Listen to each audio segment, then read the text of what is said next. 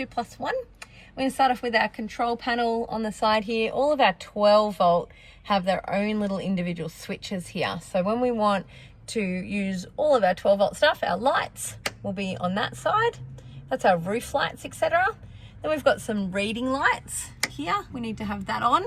That subsequently is what our fans are wired into as well. Okay, so we need to have our reading light button on for us to control both of our Sirocco fans. The media here will help us play some CDs and have some music going on here. Okay, so we can turn our power on, and we can also plug in a USB point and tune in the radio from there as well. Our range hood needs to be on for that to work, and for also our little sparker and igniter to work for our gas system as well. Okay. Then when we want to use our water system, we've got our toilet for our pump, our water pump for our shower, and our sink. We need to have that on. And whenever we want to get our hot water, we have our switch turned on here as well. Okay, we wait about 10 to 15 minutes and we have our hot water coming through there. Once we've finished having our shower and we've done our washing up, we're going to turn off our water pump and our water heater as well.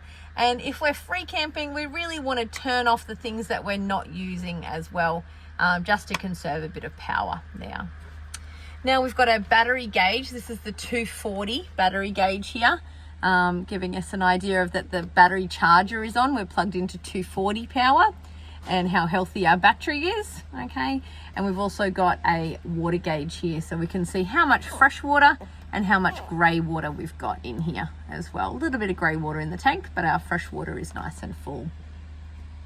So the 240 side of the system, we've got our air conditioner remote just here, okay?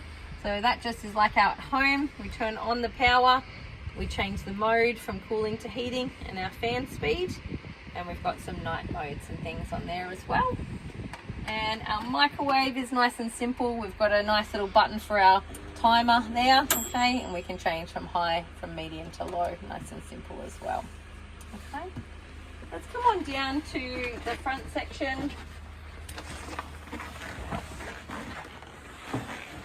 We just want to show you where the switches are, so the circuit breakers.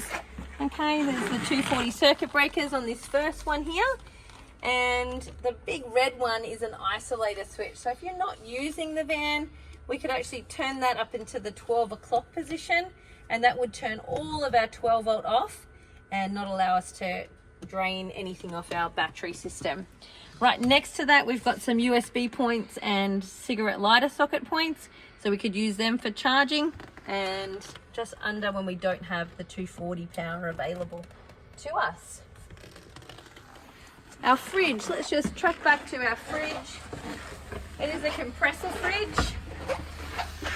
Okay, we can open it up here, and we have our little thermostat. So open up our little freezer. We have our little thermostat underneath here. So that's right now in maximum at 7. Okay, at night time, we often recommend to turn them right down to 2 or 1. That keeps everything nice and cold as the temperature is a bit lower, and you don't hear that kind of compressor noise all night. And then to turn it all the way off, you've got that 0 there as well. There's a bit of tension on that, so you can't accidentally turn it off, and then we can turn it back on. So that's going to be nice and cold when it arrives home to you as well. Okay, we do recommend some bicarb soda. Keeps them all nice and smelling fresh as well as you're traveling and especially storing the van. And that is your Kea Nomad. Enjoy.